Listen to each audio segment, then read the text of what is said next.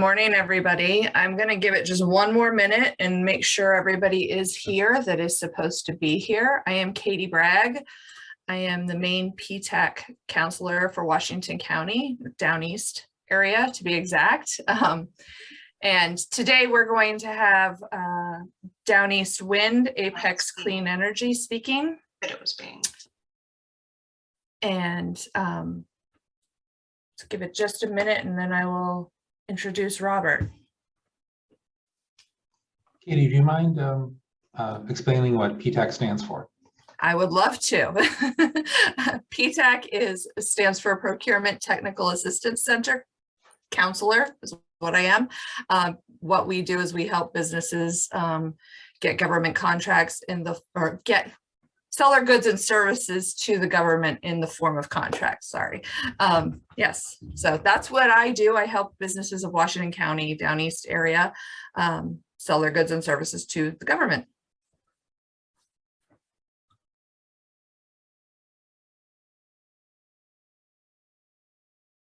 All right, well, we're going to go ahead and get started. I think everyone that is supposed to be here is here. And it is my pleasure to welcome Robert Gee of Downeast Wind, Apex Clean Energy, to talk to us about Downeast Wind and their project in Washington County. Good morning, Robert. Take it away. Good morning. Thanks, Katie. Thanks to Katie and Charles and to the whole team at Sunrise County Economic Council for putting this summit on in the first place, but also for inviting me and the project to present a little bit of what we're about and hopefully talk a little bit more generally about renewables in Washington County and the opportunities that we see, both including and outside of just our project. So I'll start a screen share here. Hopefully, am I allowed to do that? Yes. Okay. And before you get started, Robert, I just want to mention Robert's going to give us his presentation, and at the end, he will answer any questions. So if you have questions, put them in the bottom in the chat, and we will get to them. I'm sorry I didn't mention that before. Go ahead. Okay, yeah, no problem. Are we have only 25 minutes total, or 25 minutes and then questions? Yeah, it's about 30 minutes and then questions. Okay. So go ahead. Very good. Okay. All right. Well, for those of you who aren't familiar with the Downeast Wind project, it has been around and sort of gradually working its way towards fruition for quite a while. The LLC, Downeast Wind LLC, was incorporated in 2013, and for a variety of reasons, the project has surged at times in terms of development and has languished at times. The extended LePage administration played a fairly big role in that, an administration not particularly supportive of renewable policy.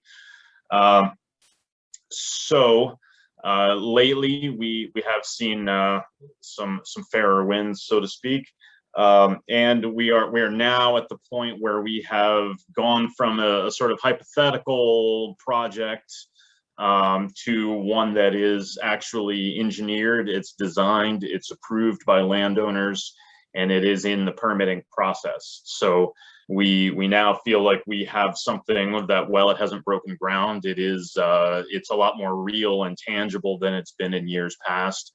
And so that's exciting. That's hard to communicate a lot of the time, especially as people have been waiting for the economic benefits that this project keeps promising to provide. So I know the communities are very eager to see this project come to fruition and to generate some of the job benefits and induced benefits that I'll talk about here in a little bit. So this is just kind of a general project overview. It gives you a very broad picture of where the project is located. And so that little outline there is way over in the western part of Washington County. It's located in the town of Columbia and in T18 and T24. The overwhelming majority of the acreage is on the Cherryfield Properties property, which is the Cherryfield Foods blueberry operation. And so one of the interesting, I won't call it a problem, but a challenge certainly for the development of the project was working with the blueberry farm and creating appropriate cooperations between actually maintaining a commercially viable blueberry operation and a commercially viable wind project as well. So we've put a lot of time and effort into the very particular siting of wind turbines. One of the benefits actually of the extended delay is that turbine technology has advanced dramatically since we started. And so now we are actually able to generate the exact same amount of energy with a lot fewer turbines. And so that enables us to be certainly more efficient, but also a little bit more neighborly in terms of viewshed impact, in terms of economic or in terms of environmental impacts. While this is a net clean project, it's designed to develop clean energy. It's designed to offset the effects of climate change. When you build something, you have impacts, and so we need to, calculate those impacts, and we need to justify them, and we need to, in some cases, mitigate them. So we've put a lot of energy into that, and the fact that we can go with fewer turbines and still reach our projected 126 megawatts is I think a positive move. So we now have a Vestas V150 turbine. I'll give you a little bit more on the particulars of the turbine a little bit later on here. We have 33 locations that we have sited and are permitting, and that gives us a little bit of optionality should we find, as engineering proceeds, that there are some locations that are not as viable as we thought they were. And like I said, we have submitted a permit. There's a variety of levels of permitting we need to go through. The biggest one is with the DEP. We have to do a Site Location of Development Act permit, as well as a Natural Resources Protection Act permit, which is focused primarily on wetlands. So we have compiled all of those. I forget the exact page count, but it was somewhere in the neighborhood of 7,000 pages or so of content that was submitted to DEP. That is all public, and you can access that through the DEP website. So if anyone wants to take a look at that, there is also an entire section on the economic impacts and benefits that we project for Washington County and the local municipalities. So that is section 28, if I'm remembering correctly, of the Site Location of Development Act permit. And so our current timing, so yeah, spring of 2021 is when we submitted our permit applications. The statutory review period is 185 days. So we are inching towards the end of that. We expect there'll be a little bit of a delay as we try to iron out some of our stormwater management plan. But we're hoping that by the end of this calendar year, we will have a DEP permit or DEP permits in hand. And actually just last week, we don't know if it has actually made news or not, but we received our draft LUPC certification, which is a major box checked as far as pursuing your DEP permit. So we're looking at possibly 2023, possibly 2024. It's looking likely that 2024 is going to be more viable. I'll get into that a little bit as I move on here. But that has to do with upgrades to the transmission system, and I actually want to talk about that in a little bit more detail as I move on. So as I noted, the project was initially planted in 2013. At that time and in the months thereafter, we had amassed leases all across a wide swath of Western Washington County. We had at one time projected layouts, sort of hypothetical layouts that included as many as 57 turbines. The standard turbine at that time was something more on the order of 1.5 megawatts. Now we have a turbine that is 4.2 megawatts, and that is actually not even the biggest on the market anymore. So turbines have gotten bigger and bigger. So over the course of time, we have relocated turbines, we've eliminated turbines, we have shifted things around. And so one of the things that we were working on with Cherryfield Foods was moving our turbines to the very edges of the cleared blueberry land. We liked the idea of working in the blueberry barrens because it minimized the amount of clearing that we needed to do, which in our mind reduced a lot of impacts. However, as IF&W pointed out, when you work in and around the blueberry barrens, you also have some effects and some impacts on birds. And so there was habitat displacement concerns for the upland sandpiper. And so we were able to kind of thread the needle a little bit and minimize our impacts on upland sandpiper, who prefer the wide open barrens, particularly the middle of them away from forested edges.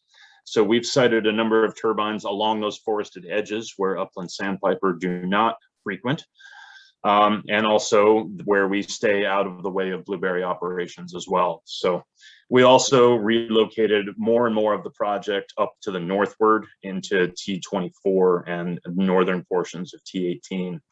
And the trade-off there was we did incur a little bit more in the way of clearing, but we had fewer impacts on existing land uses. So this is one of our earlier layouts. This is the one of the ones with an enormous number of turbines, and you can see there's turbines that are over into T19. There was an area over here where the blue area is actually going to be our construction laydown yard, but it's part of the old radar station, the over the horizon backscatter radar array that was out there. You can see the other two similar fields up here that are up on the Passamaquoddy Wild Blueberry Company land. So this one around this little road here is known as Bombing Range Road. It turns out they call it that for a reason. So it was determined that there was rumored to be some unexploded ordnance out here in these trees. So we have withdrawn from this entire area, as I'll show you in a second. We also had turbines that were located down here to the south of the baseline road, which is this long road that runs perfectly straight, which is its point, and also runs parallel to the blue line, which is the Downeast loop transmission line. And I'll come back to that in a little bit. We've reduced the number of turbines up here that were in and around the blueberry barrens. And also, by doing so, reduced a lot of the viewshed impact from the seasonal community around Schoodic Lake. And so this is our current layout. And so you can see we're now entirely to the north of the baseline road. Our point of interconnect, or what we call a POI, is right here in yellow. It's right along the Downeast loop. So one of the other benefits of this project is it requires no additional transmission line. And so that limits the viewshed impact as well. And so there will be collections, which is 34.5 kV line. All of it will be underground throughout the entire project area. And so it will sort of link up the 7 turbines down here in Columbia. It'll run up the public way of Schoodic Road, and then to a much reduced number of turbines. I think there's now 6 here in the Thousand Hills area, and then northward into the woods up here in the northern part of the Cherryfield Foods property. So yeah, I'll just kind of skip through this.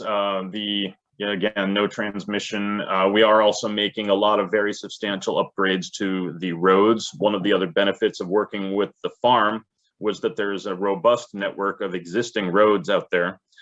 And so one of the sort of quality adds that that come with this project is that we're able to actually upgrade a lot of those roads and improve a lot of the stormwater runoff conditions out on the farm. And also prevents us from having to go to the expense and trouble of designing and building whole new roads. So we're able to upgrade a lot of the existing roadways. There are some new roadways that will be built, particularly up in the northern part of the project area as well. So yeah, as I mentioned, 34.2 megawatt turbines. So the tip height is 656 feet. It's about 200 meters. and the hub height 125 meters or so. I think it's actually there's some variability in that depending on where the turbine is at elevation wise and how it's sited. But we're modeling it at about 125 meters. Like I said, we've consolidated a number of the turbine areas, particularly around Scudic Lake. And just through our interaction with the community and understanding a lot of the community priorities, we have implemented a number of other things. We've reduced a lot of the lighting. A lot of the wind farms will have motion activated lighting around the base of every turbine. So of course lights turn on every time a deer walks by. We've eliminated that. And we're also implementing what, as I think is becoming more and more a standard, a radar activated lighting system, which means none of the flashing lights that you see up along Route 9 these days. And then, yeah, the proximity to Scudic Lake has been extended a little bit, and the visible turbines are more than a mile away from the nearest dwellings.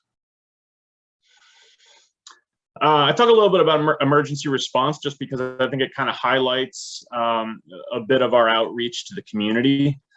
We've done a lot of work with emergency management agencies in the past. We will do a lot more in the future. So we have worked pretty extensively with the Epping Fire District. We have consulted with the Maine Forest Service. We've interacted with the Deblois Fire Department. A number of different agencies. We've actually, I think this was before my time, but we've given full seminars on what some of the challenges might be and how we need to adapt response scenarios should something happen, either during the construction of a wind farm, which is a major construction operation, but also some of the things that could potentially happen during the operations of a wind farm. It's a nice opportunity. There is a fantastic community of first responders in Washington County, and that community has actually been one of the most engaged and interested as far as understanding the project. So that's been a really nice community to connect with. I think I originally developed this slide for one of our public engagement meetings, or one of our public informational meetings, and it was back in the spring after the whole Texas debacle. And so then the concern about the icing of turbines, and this notion that somehow the wind industry collapsed Texas's whole electrical infrastructure, which is A, nonsense. But B, also an indication that Texas doesn't have the same level of policy and permitting around its renewable energy industry that we do here in Maine. And so Maine makes things hard to permit a wind project, I will say that. But I also think that level of involvement and oversight is actually very effective from a developer's perspective, because you know what you need to do, right? And you're not left guessing. And so, a lot of people think that developers are looking to develop in the places where there's no regulation. And there may be some who are. We actually like the places that are heavily regulated, because that gives you a blueprint for exactly what you need to do. And so it makes developing, it takes a lot of the mystery out of developing large scale projects like this. So in Maine, you actually do need to provide a plan for how your turbines will, how they will react and how you will respond to them during icing situations. And so our turbines will have technology that will minimize the impact of ice, that will minimize noise from icing conditions, but they will also be monitored 24/7, both at an operations and maintenance facility in Columbia, but also at our remote operations command center in Charlottesville, Virginia, which monitors all of the Apex turbines all across the country.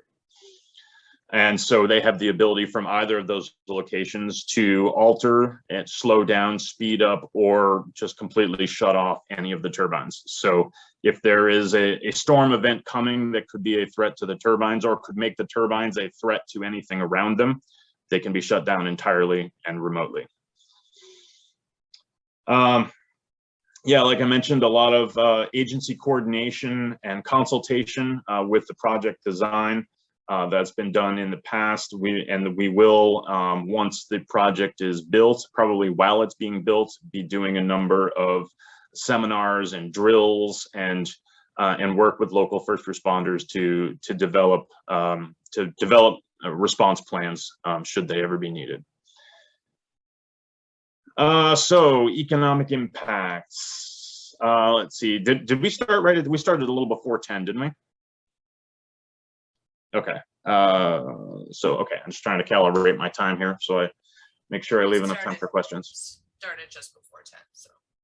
Okay. Very good. So economic impacts. So there'll be a private investment exceeding $240 million. That number is a little bit dated and is probably dramatically more now. We've recently learned that in order to energize the project, we will need to make a substantial investment in upgrading the transmission capability. And so, you know, in talking about benefits to Washington County, that is actually a huge one. And one of the infrastructure problems of Washington County, it makes developing renewable projects out here very difficult, is that the Downeast wind, or the Downeast loop, I should say, is not what it could be. And so there are routine power outages all across Washington County that don't need to happen. And there's just a lack of reliability on that line. It's an old line and doesn't have an enormous amount of capacity.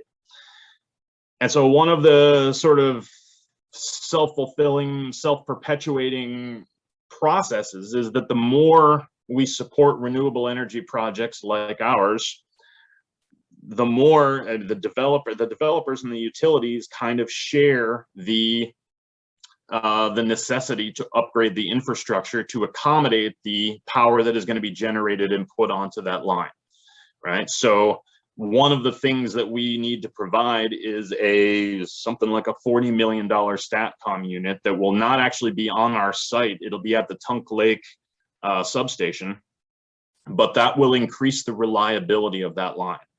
And so it will hopefully increase the reliability of power service throughout Washington County. And as we start to get into other things like broadband expansion, that's going to be exceedingly important.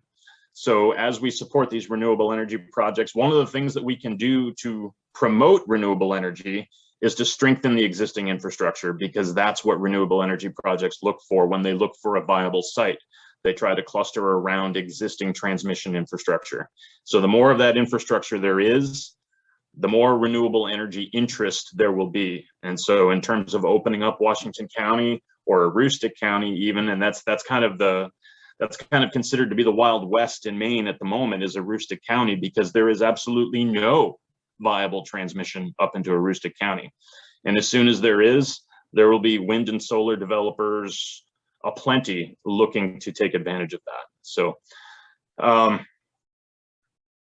so coming back to job creation, we've got a number there, and I think as Megan pointed out in her presentation, you know, a lot of these are projections, and the 350 number includes indirect and induced job creation. I think our number is about 164.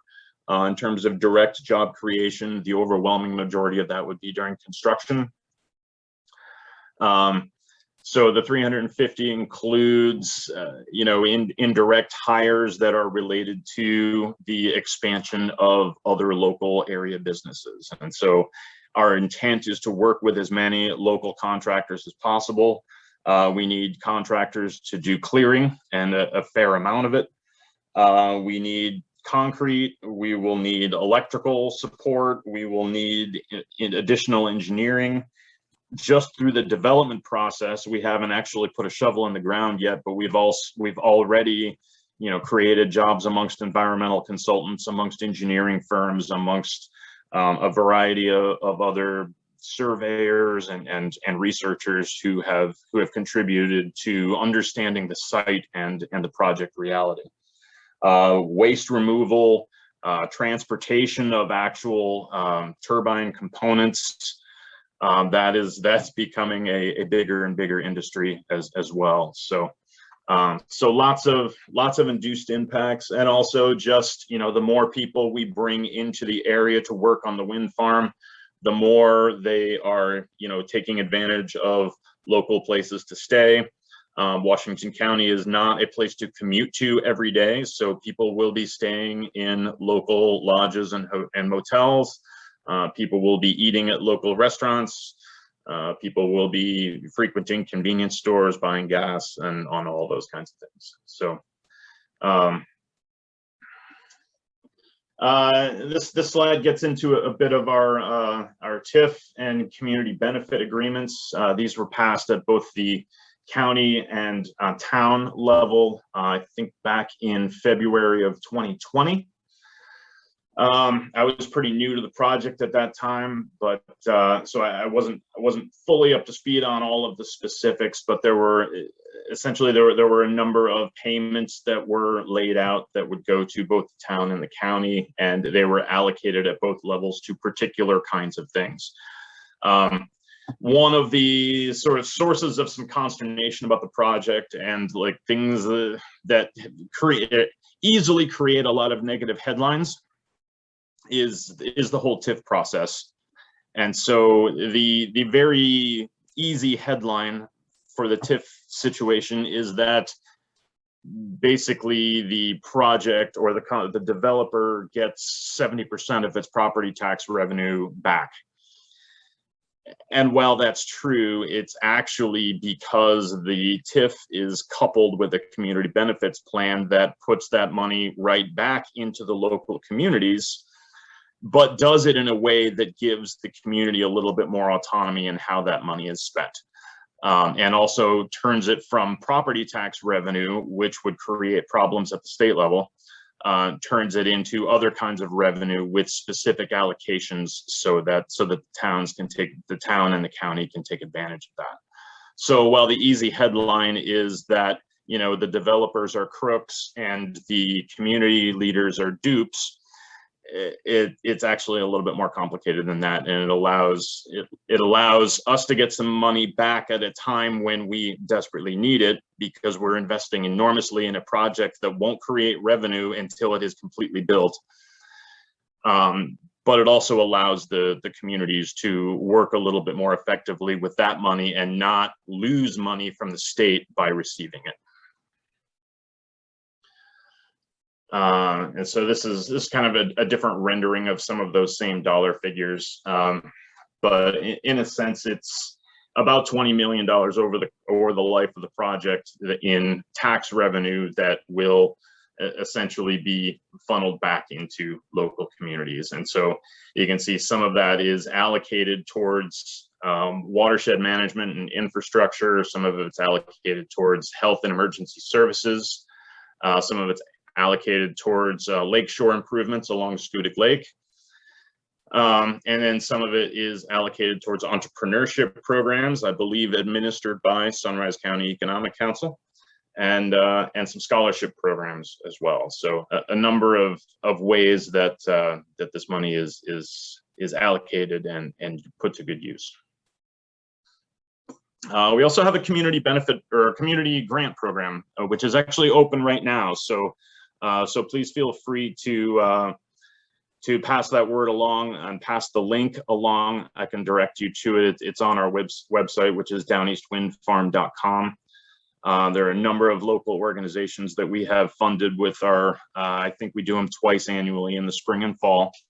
And they're relatively small grants, but they are helpful, and we use these basic values when we decide which local organizations to support: building healthy communities, economic development, environmental sustainability, and promoting education. And these are, if not all, most, I was doing it from memory. We've done 3 full cycles of our grant program thus far. And so we've supported a couple of the different salmon habitat restoration and propagation groups. One of my favorites was actually the Washington County Community College, which was a project specifically for services for students who were struggling with addiction. And so that was particularly close to my heart. We also have our neighbors here at the Coastal Washington County Institute of Technology. And we actually have an office that's right at Four Corners, which is right across the street from their new facility there. So constructing a wind project, this is kind of our basic overview. Like I said, roads, foundations, and kind of, as I was mentioning, contractors and their approach. It's kind of the same stuff here, the development and upgrading of roads, both before and after the project. We'll have to go back through and redo a lot of those roads after the construction process. But we'll have to do it before the construction process to enable those roads to accommodate very, very heavy trucks carrying turbine components. So there's a site restoration process, there's a grid interconnection process. So we think the project will take about 12 to 18 months to complete.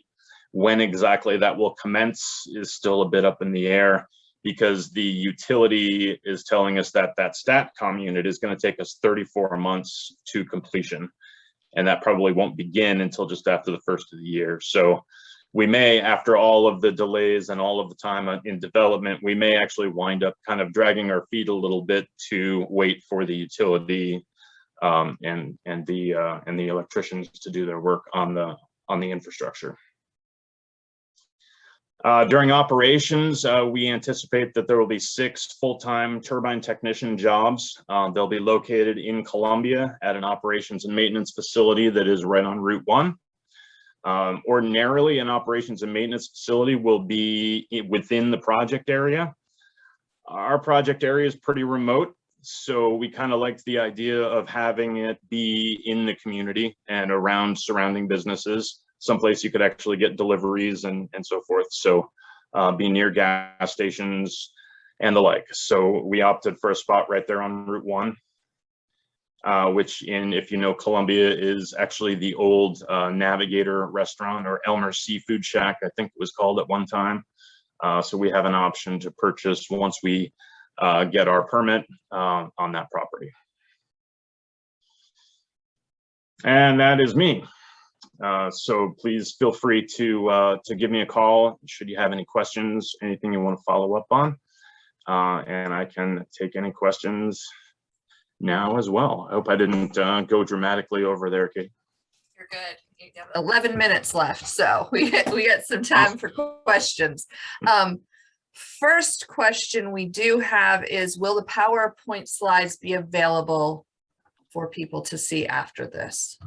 Can we send those? Yeah, I can do that. Okay. I would resend it too, because I made a couple of edits after I sent it to you this morning, Katie. So yeah, so send it to I can me. I can send around a new version for sure. Perfect. That would be great. If you guys have any questions right now, go ahead and type them in the chat and we can get them asked. While we wait for that, I had a lot of questions for you, but you've answered most of them. But when you talk about jobs, you're talking about 6 full-time jobs long-term, correct? Yeah, for the operations phase. So that would be after construction. Yeah. So for construction, what are you looking for as far as you've got a lot of building to do, a lot of actual construction, a lot of stuff going on. Talk about a little bit what that will be like. Yeah, so as I kind of described a little bit, it's going to be clearing and processing of wood debris, and removal of that. So trucking, it will be, there'll be some grinding of stump material, because a lot of that's going to be used as erosion control mix in part of our stormwater management plan. So that will need to be ground and then spread around the site. So there will be a lot of earth moving, a lot of road work, and then a lot of electrical work. There's, I think, 45 miles of underground cable, about 24 miles, I think, of corridor. And so the reason those numbers are different is because there's a number of places where the circuits are co-located. So there's 24 miles of collections corridor, 45 miles of total line. So we need electricians and earth movers to install all of that. We need concrete producers and movers to provide foundations. We need the trucking of things in and out. Yeah. A lot of stuff. Lots of stuff. Yep. That's great. Here's a question. How will the turbine components be shipped to the site? Meaning what kind of trucks or what sort of route? What sort of route? What sort of route? Yeah, we're still in the process of working that out. So there's been a shift in the industry in the last number of years. Used to be the turbine components, as I mentioned, the technology has changed quite a bit. The size has changed a lot. So it used to be that a lot of turbine components and blades especially came into the Eastport terminal and were moved out by very special trucks from there. I think, as I've understood it from the engineers I work with, the turbine blades in particular have now gotten so big that it's a little too much for the port of Eastport, but also the navigation of some of the causeways to get in and out of Eastport to move those blades in particular. We're still looking at the port of Eastport for other turbine components. But we believe that Searsport Searsport is where the more recent wind turbines have come in with the larger and larger blades. And so I think at present, this will still be the largest blade that has ever come into the state of Maine. And so we're doing the research at this point to see how many intersections we need to, rebuild in order to get those blades wiggled through the tiny communities of coastal Maine. But then, all of that said, there's also still the possibility. I mean, there are more and more blade manufacturers now moving on to the North American continent. It's possible that by the time we go to procurement of turbine components, they may be coming overland from Canada. So we've done a lot of work on the hypothetical transportation plan, but until we actually get a permit and get a contract with Vestas, who will be the supplier, Vestas will ultimately decide how do we get our project to your project site. And so we'll supply them with the research that we've done. They'll make the final decisions on, how exactly do we get it into the region, and then how do we get it through the region to your site. It's a lot of possible rebuilding to do.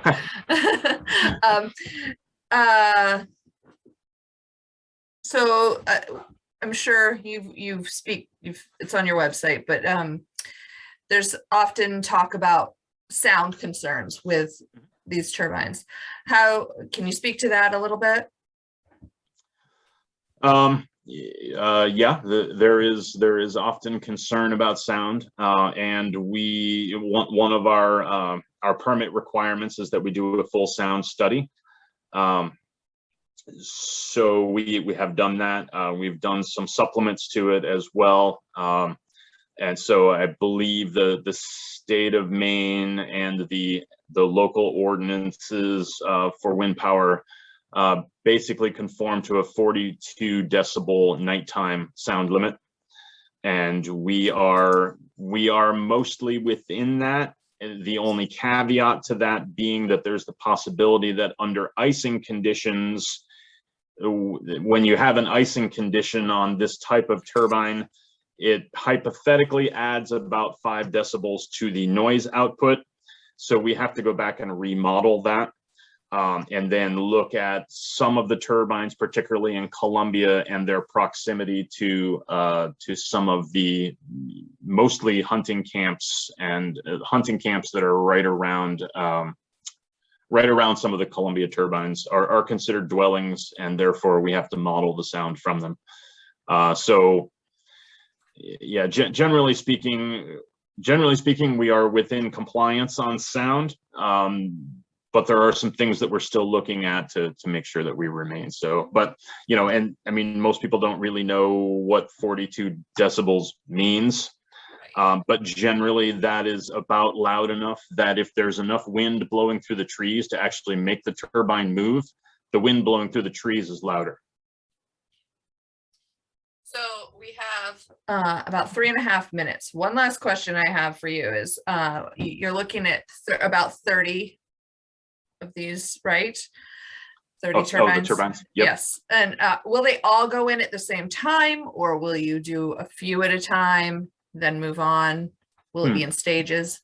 Yeah, that's a good question. I would say it will likely be, will it all be at the same time, as in they all go up the same day? No. No. But will it all generally be kind of the same phase? Yes. Okay. You know, so the overwhelming majority of the construction calendar will be taken up by prepping the site. And I guess I would include the road work in that. I would actually include the burying the collections lines in that. And I think the substation switchyard facility that we'll be building will be sort of ongoing throughout. The turbines, and because it's Eastern Maine, we've construed this to be a 2-season construction job. For reasons obvious to everyone who lives here. Our engineering team is in Virginia, and they still bristle about this. What are you talking about? 2 years to put up a wind farm? No, like, yeah, 2 years to put up a wind farm. Just Don't wait, argue. right? Don't argue. Just accept it. So we're expecting it'll be a 2-season construction project. All of the turbines will be erected in the 2nd season. So Okay. if that puts a little shape on my answer. So the project itself will be 2 seasons, but the 1st season will be overwhelmingly site preparation and electrical work. 2nd season will be bringing in turbines, putting them up. Excellent.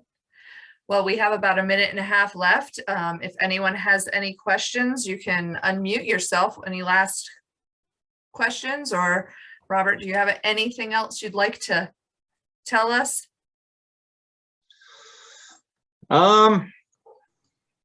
Yeah, I mean, I guess if there's no more questions, I would kind of just underscore my earlier point that, you know, I think that renewable energy, you know, and I was actually struck by Megan's, I think her name is Megan. Am I right with that? Yes. Yeah, I was very struck by her presentation and some of the themes that she touched on, and of course the fact that there are windmills in almost every one of their pictures, which is great. So it's good to see other innovative businesses moving into Washington County that share some of those same kind of values. But also I think, as her presentation made clear, you know, Washington County has so my background is that before I became an energy developer, I was a history professor. A history professor who actually did a little bit of work on Washington County, and so that's why I landed this job in part. Yeah. But you know, Washington County has a deep legacy of adaptability and hardship, and you know, hard work in very difficult industries, and but adaptability in particular, and innovation and making things work. And so I think Megan's presentation did a very nice job of underscoring that. And I think our work kind of fits in nicely with that idea. And you know, and we hear a lot of opposition to the idea that, you know, a lot of this power will be used out of state. And I would say to that, you know, most of our lobsters go out of state as well, you know, and so wouldn't we like to be a net exporter of renewable energy?